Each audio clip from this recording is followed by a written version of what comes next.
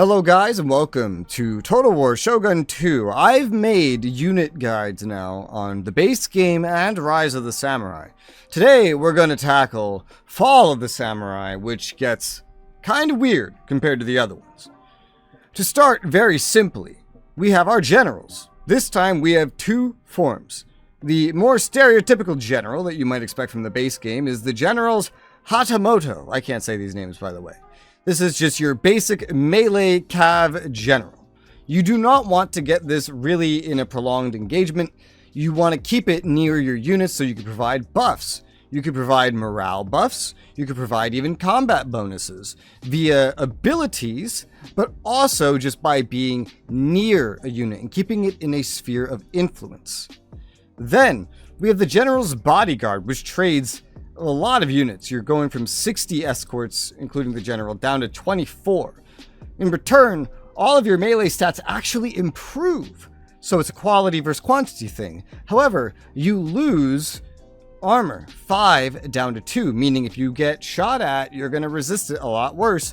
Yet you do get revolvers that you can shoot at a short range with some basic capacity. If you want to use the general as more of a skirmisher, the general's bodyguard is a good option for that.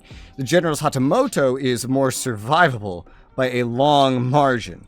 Let's just throw either one of these in, really no preferences. And let's start from what you might be familiar from the base game. So from the base game, we scroll all the way down and we'll have our melee infantry. Spear and sword infantry has been combined here, including a special unit. What we have is a spear levy similar to Rise of the Samurai. This is a spear Ashigaru. You have big numbers, but they are just peasants. This is a crap tier unit. Good bonuses against cavalry. Anything with a spear is going to be good against cavalry, especially on the defensive, sitting there and letting the cavalry charge into it. I wonder why. These ones are not very well armored, and generally when you have spears, the charge bonus is lowered. More offensive units include swords. However, we have 3 spear units available. The spear levy, the Kyoto police, which is a straight step up, but for a lot more money. And then for a little bit more money, we get the Yari Kachi, which isn't exactly equivalent to the samurai here, as you could see here. We do get armor constantly as we go up. We do lose some of that bonus versus cavalry here when we go to the Yari Kachi, but we do get better melee attack and morale than our other counterparts here and better charge bonus. So really what we have here is a choice between defensive and offensive spears when it comes to the spears, really. The Kyoto police versus the Yari Kachi. Easy to remember because police are usually defensive, and then the Yari themselves would be a little more offensive. Then we have our blades, our katanas, our swords, depending on which expansion base game that we're looking at. Very kind of similar. We have our katana Kachi, sort of equivalent to a katana samurai. We have much better melee attack. The charge bonus this time around is actually equivalent to the Yari Kachi. Yet we do have, as we can see here, more armor. Our melee defense here is actually worse on the katana Kachi, but we do get some more on the Shogatai here. Much more melee attack. They've chosen to make the katanas in Fall of the Samurai really more offensive units, but you can see the gain in morale on the Shogatai as well. The Shogatai do lose their armor that the katana Kachi have, however. So this time around, we have the spears, which are defensive or even versatile in nature with the Yari Kachi, and we have the swords, which are more raw offensive, getting even more so as we go into the Shogatai right here. And then finally, the ninja, which have gone down to only 60 men from 200, used to be a special unit in the base game. This I would not recommend using as a frontline unit despite the cost, because it is still very special in nature. Very offensive. They have little bombs that they can throw at a very short distance. Very few of them. You want to use this kind of unit kind of like a hero unit. You're using it for its abilities, and we'll talk more about hero units in a bit. You're using it for what its abilities are. Its stealth. Its ability to ambush enemies. It is very expensive and not worth considering as a frontline unit. Then let's scroll up a bit to skirmish infantry, which is essentially where all the base game range units go, but very simplified now. We have the matchlock Kachi. You can kind of see this as a matchlock Ashigaru in a way. but not exactly. They really do act more like an Ashigaru than a samurai this time around because of the existence of line infantry now. So as we see, matchlocks are very cheap, cheaper than Bokachi here. Their stats are really just inferior in every single way except for armor, so they can absorb more range, which is good because they need to be up closer. You should view these matchlock kachi not necessarily as the Ashigaru to the sharpshooters here, which if you do look at the stats, you can see in a way they're very similar. You should view these instead as being an Ashigaru to the line infantry. The idea with the matchlock kachi, other than that this is the broke man's option, and the sharpshooters, however, is that you're supposed to use them as skirmishers, not frontline infantry that are doing the main engaging. The main engaging is no longer done by melee forces, it's done by range forces here with the line infantry, as we can see. But the skirmish infantry, generally, especially with the sharpshooters, are coming with more ammunition so that you can use them as you would have used skirmishers in the other versions of this game. And then, of course, the Bokachi, the biggest strength here is you can fire over things, whereas matchlocks cannot. Do be careful, however, about firing into the backs of your friends, because there is friendly fire with bows. There's friendly fire with guns as well, technically. Just do be careful. These bows will have greater range than the matchlock kachi. However, the line infantry are going to come below, in fact, in between what the Bokachi sharpshooters and the matchlock kachi offer, really allowing these other two to shine in the role of skirmishers, whereas matchlock kachi are really just your broke man version of this role that will struggle if put in head-to-head combat against the line infantry. So, line infantry, the newer thing to follow the samurai, this kind of replaces these frontline melee units for a lot of the engagements where you're going to be using line fighting tactics here. We have our levy infantry, which this is just the Ashigaru version. Terrible stats compared to the matchlock Ashigaru. You can see they're not even necessarily as good at anything. They just have ammo. But there's more of them, 200 versus 120, so you're getting your numbers. Ideally, you'll be moving into line infantry where you start to get better accuracy, reload skill, and you'll have better range. You'll also have better range technically with the levies, but still.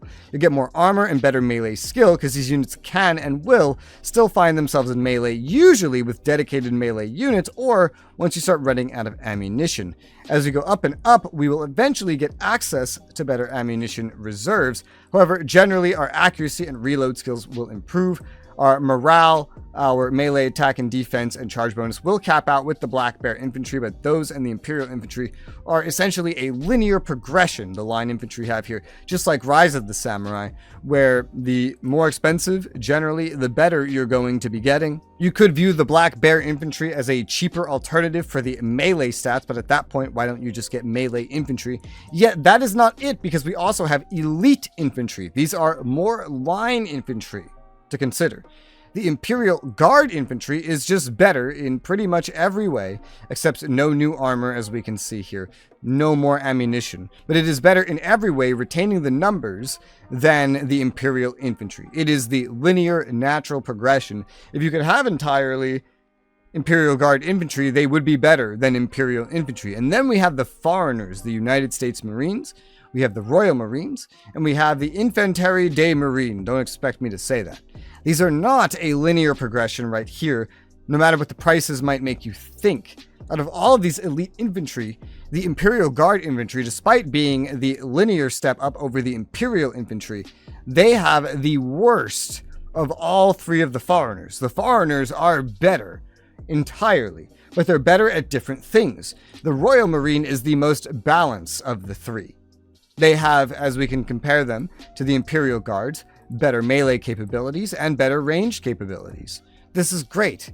Now, the United States Marine and I believe this is the French version, these specialize in one direction. The United States Marines trade that range. They are equivalent to the Japanese Imperial Guard for range, but they get the best melee attack and defense capabilities of any of the line infantry and elite infantry. And the French version, or is this Portuguese? I don't know. The Infanterie des Marines here have the best range stats in total, which is why they tend to cost the most, because you're probably prioritizing their range capabilities. But do remember, this is not a linear progression. They are better at different things. So Americans for melee, the Brits for balance, and then what I believe is the French for range. And then the Imperial Guard is the worst of all of these, but it's the local best thing you can get that is better than all of the line infantry. Now we have a couple things to discuss remaining. Artillery here. Artillery comes down to no longer being able to shoot trebuchets or anything that fires over like a bow unit would do in the skirmishing. Instead, we have entirely cannons, for example. You can have basic wooden cannons with amazing range, terrible stats otherwise. Or we can upgrade to the Parrot guns and then eventually the Armstrong guns. These are just cannons. They are similar in amount. As you can see, the range does improve. The stats in general improve altogether. You do not want these getting in melee, ideally here. It is a linear progression, and the bigger, the better you get. The Gatling guns are different, with a shorter range but way more ammunition because they have a heck of a fire rate and reload rate.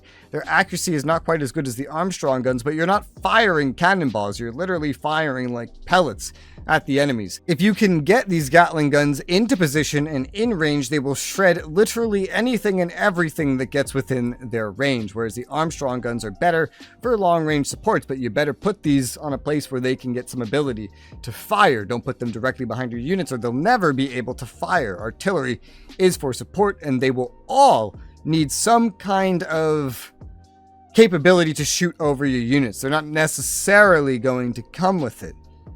Now, finally, we have cavalry, which are going to be a little interesting to discuss. So, the basics here, we have the Saber Cavalry and the Yari Cavalry. Compared to the base game, the Yari Cavalry, these are your spear infantry. These are your shock infantry. If you ever wanted to charge spear cavalry into the rear of someone to try to get them to break, or even into the front, and then plan on pulling them out and maybe charging again, this is what the Yari are for. The Saber Cavalry are for more prolonged combat. Just like the base game, not quite like Rise of the Samurai.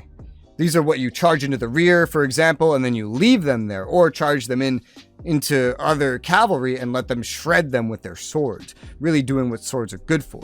The bow key are given their own capabilities with very good range, some good accuracy, and nice ammunition. If you want some more skirmishers beyond the bows, right here, the bow kachi, then the bow key would be very versatile, very maneuverable.